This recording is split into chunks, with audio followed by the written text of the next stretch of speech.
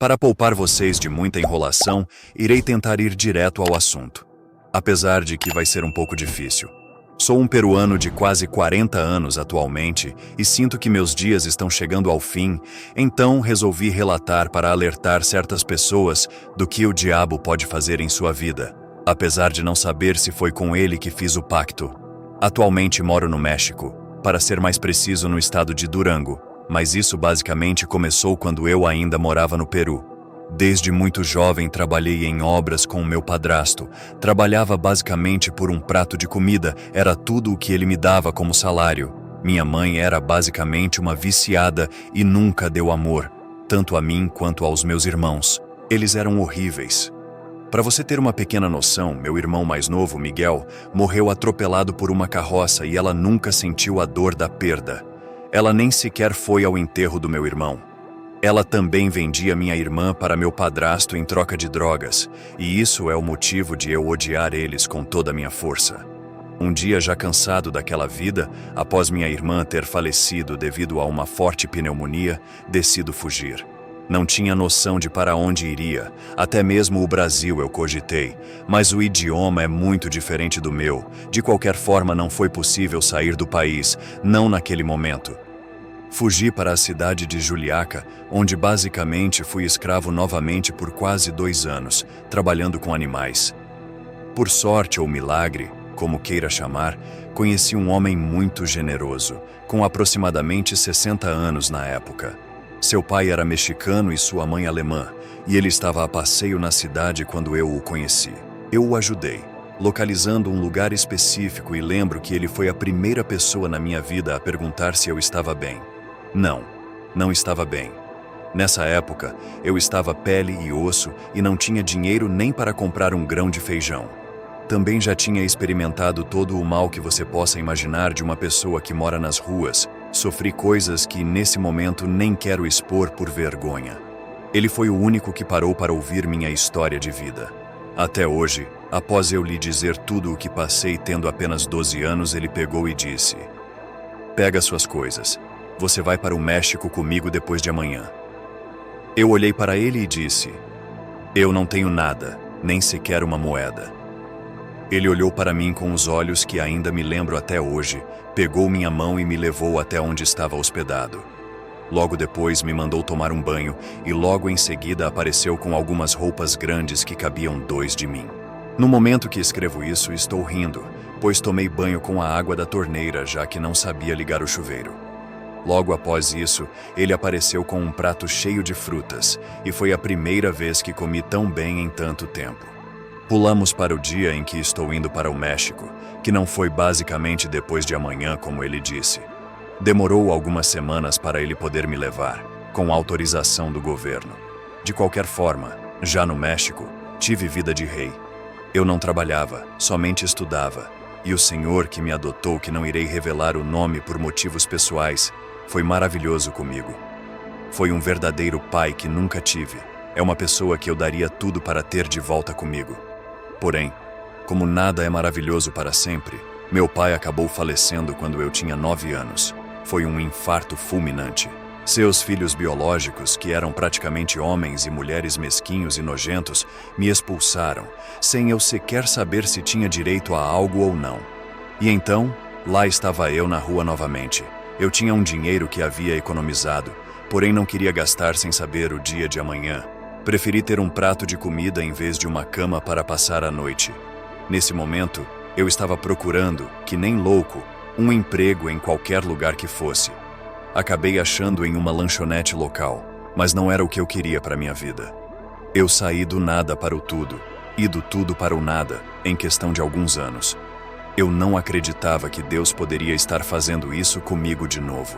Fiquei 2 anos nessa lanchonete e foi bastante humilhante trabalhar nesse local.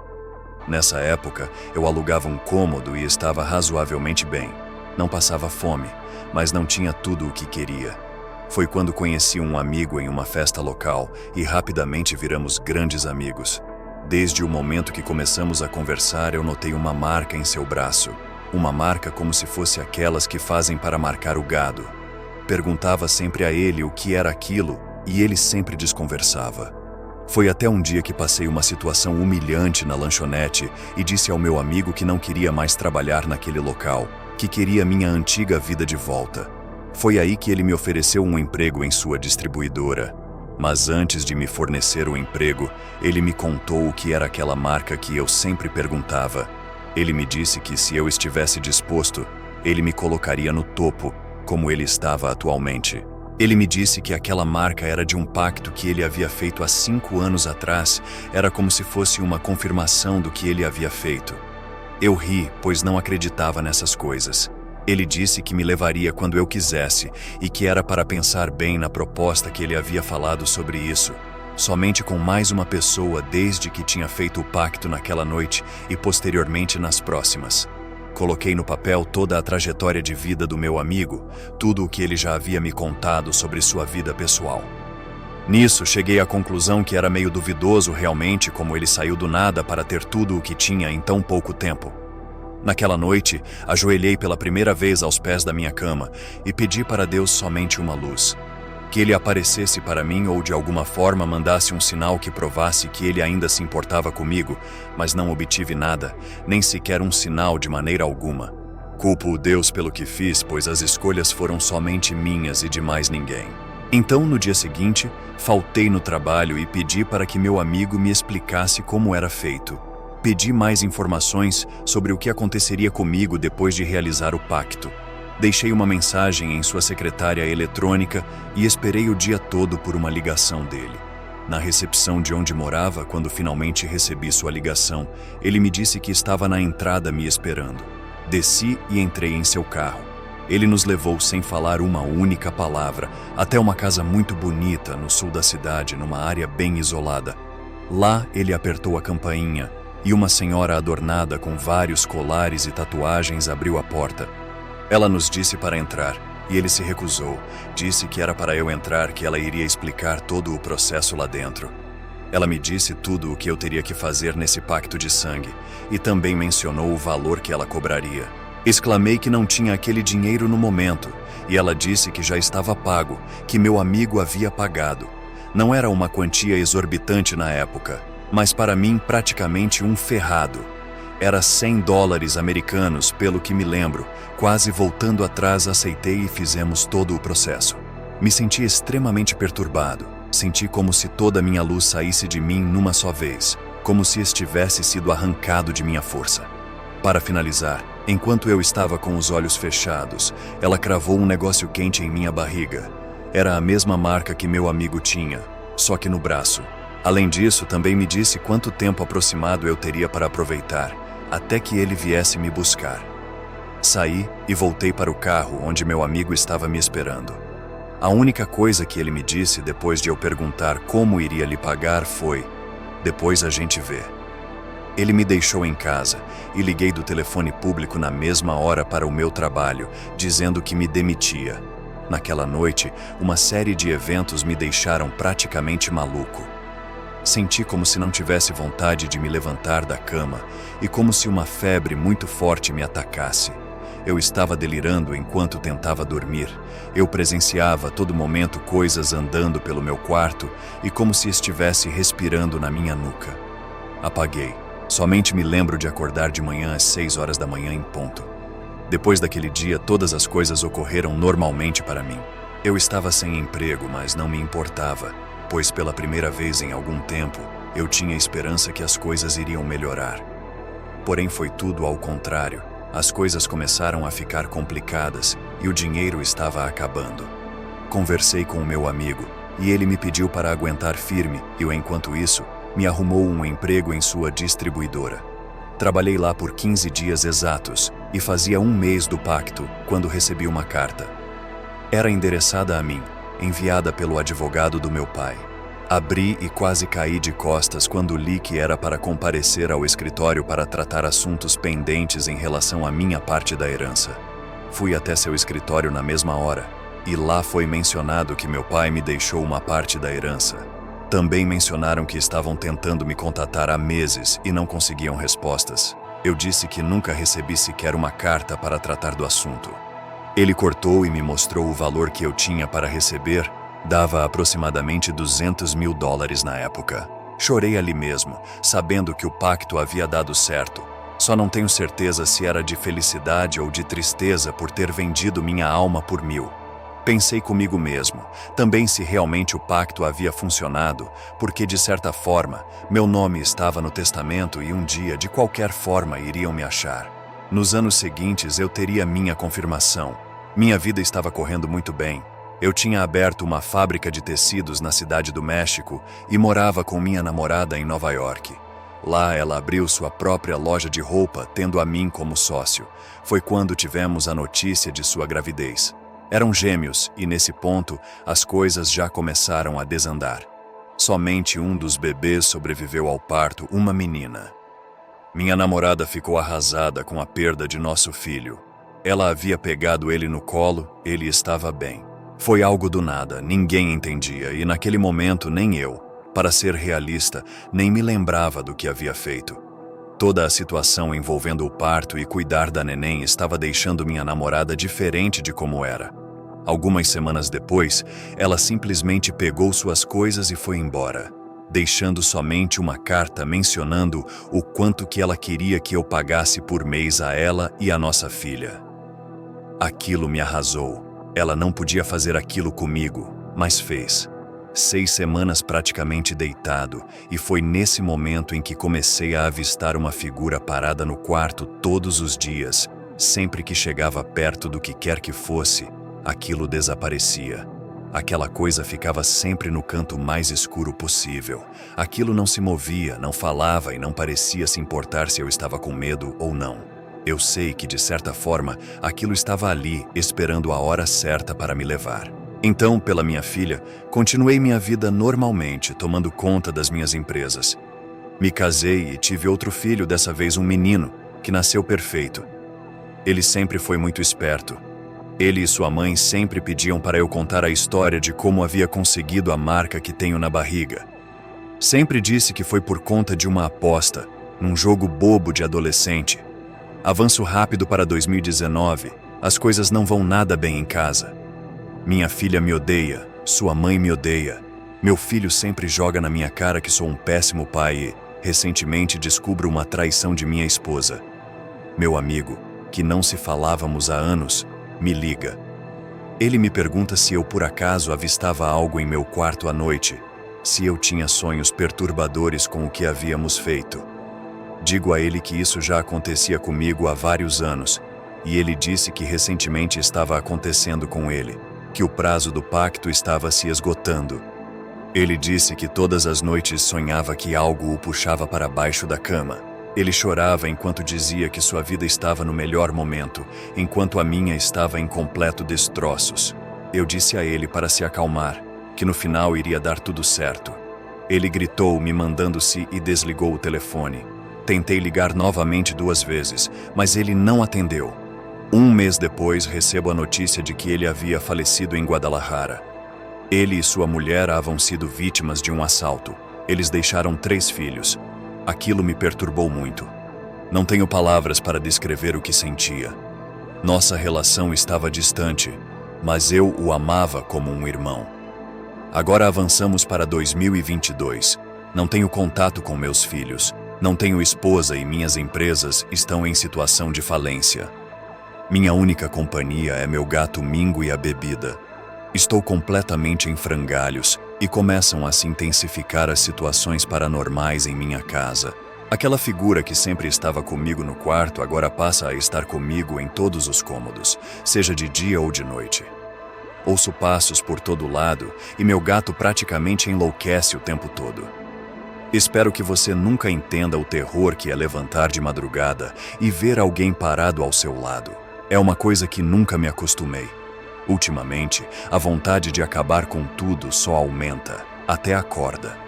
Eu já havia com antes disso, também pensei em ir a um padre, mas do que adiantaria? Avanço para agora 2024, onde estou no ponto inicial de tudo. Estou morando na rua, muitas das vezes comendo o resto de comida. Esse celular de onde digito é a única coisa de valor monetário que tenho. É por onde vejo as fotos de meus queridos filhos que sempre amei. Os delírios, como meus colegas de rua chamam, estão muito mais frequentes. Vejo coisas que esses demônios irão fazer comigo quando virem me buscar.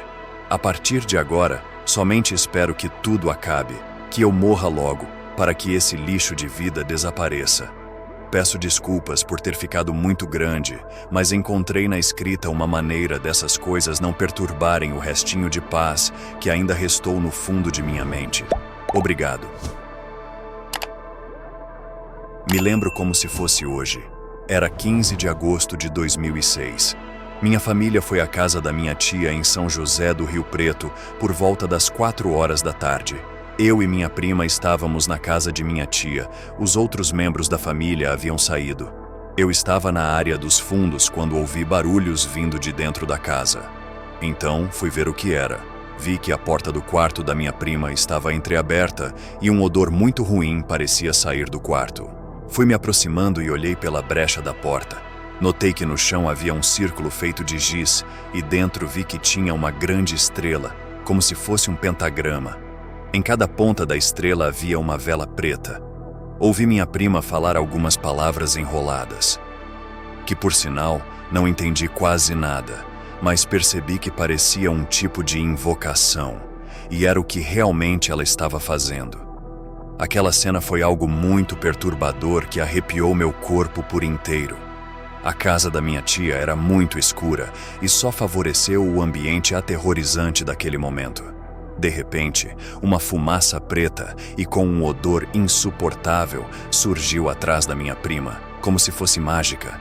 Me assustei tanto com aquilo que quase derrubei um vaso de flor que ficava perto da porta. Algo então diz: "Você me chamou?" Minha prima responde: "Sim, chamei, porque necessito de sua ajuda." Então, eles começam a dialogar, e nesse momento eu basicamente não estava acreditando no que estava vendo. Aquilo perguntou à minha prima o que eu poderia fazer por você. Minha prima diz: "Necessito que mate uma pessoa para mim." Eu sou uma pessoa meio lerda e somente naquele momento comecei a pensar: ora, era um demônio, pois apenas demônios teriam poderes para esse tipo de coisa, pelo menos é o que imagino. "O que me darias em troca?" Isso perguntou a ela e minha prima respondeu: "O que você quer? Algo precioso, algo puro e de grande valor." Aquela coisa respondeu: "O que seria?" E ele disse: "Uma vida inocente, um recém-nascido." Até hoje não acredito que ouvi ela dizer aquilo, mas ela disse. Feito, então, a criatura olha para a frente e diz: "Diga ao garoto que é feio espiar." Nessa hora meu coração gelou e praticamente urinei sem nem ao menos perceber. Fiquei duro de medo e comecei a tremer. Então a criatura sumiu e os 2 vasos de flores que tinham ao lado murcharam como se toda a vida das flores tivesse sido sugada. Voltei ao normal e entrei no quarto e perguntei à minha prima o que ela tinha feito. Então ela me diz que fez uma espécie de pacto com um demônio. Perguntei o porquê de ter feito aquela idiotice e ela não me respondeu. Juro que nesse momento minha única vontade era de bater nela. Ouvimos minha família chegar em casa, paramos de conversar e arrumamos tudo correndo para ninguém ver. Fomos para a sala e fingimos que nada aconteceu e tudo ficou normal, ou pelo menos era o que pensávamos. Acontece que aquilo veio cobrar o que era seu por direito e me arrepio todo só de digitar, mesmo sabendo que Deus está ao meu lado. Minha prima não tinha como pagar o que prometeu a aquele ser e ela estava sendo atormentada por esse demônio. Procuramos várias igrejas para tentar ajudá-la, mas nada deu certo. Desde o início de tudo, ela sabia o que estava fazendo. Ela não era nenhuma idiota, porém aquilo estava judiando dela. Ela estava sofrendo calada e sozinha. Então, um certo dia, estávamos todos na casa da minha tia novamente. Foi quando, alguns minutos depois, estranhei por minha prima não ter ido falar comigo como sempre fazia. Então fui ao quarto dela e bati na porta, ninguém disse nada. Perguntei à minha tia se ela realmente estava em casa e minha tia disse que sim. Então pedi licença e abri a porta. Quando abri, gritei. Não sei se gritei de pavor, medo ou tristeza. Minha prima havia amarrado uma corda no teto e retirou sua vida. Ela também deixou uma carta em cima da mesinha que dizia: "Me matei porque não tenho como pagar o que prometi. Estou sendo atormentada dia e noite. E para não trazer problemas para vocês, minha família, resolvi que isso era o melhor a se fazer. Peço desculpas por deixar uma dor em todos, mas achei que seria o certo. Quero que saibam que os amo muito e quero que rezem por mim, mesmo eu já não estando mais presente. Na noite após o seu enterro, eu tive o sonho mais lúcido que já tive. No sonho, aquela mesma fumaça apareceu e ela saiu dela. Eu sentia como se ela estivesse no meu quarto, mas não conseguia acordar. Perguntei o porquê de tudo aquilo e ela não respondia. No sonho, ela me entregou um papel que dizia: "A dívida foi paga", e sumiu. Depois disso, somente me lembro de acordar de manhã com uma vontade enorme de chorar, e chorei. Desde aquele incidente, minha família jamais entrou no quarto da minha prima. Ninguém jamais ousou tirar qualquer coisa de lá de dentro. Apenas eu tenho a coragem de entrar lá novamente. E quando eu entro lá, sinto uma presença horrível e desgastante. Até hoje, eu não entendo o porquê dela ter feito o que fez. Ela sempre foi a filhinha do papai e sempre teve tudo do bom e do melhor. Queria poder dizer que ela está descansando em paz, mas tenho minhas dúvidas. E você? Já teve alguma experiência ou conhece alguém que já passou por algo assim? Conte nos comentários. Não se esqueça de curtir e compartilhe com alguém que acredite que irá gostar desse vídeo. Abraços, aterrorizante!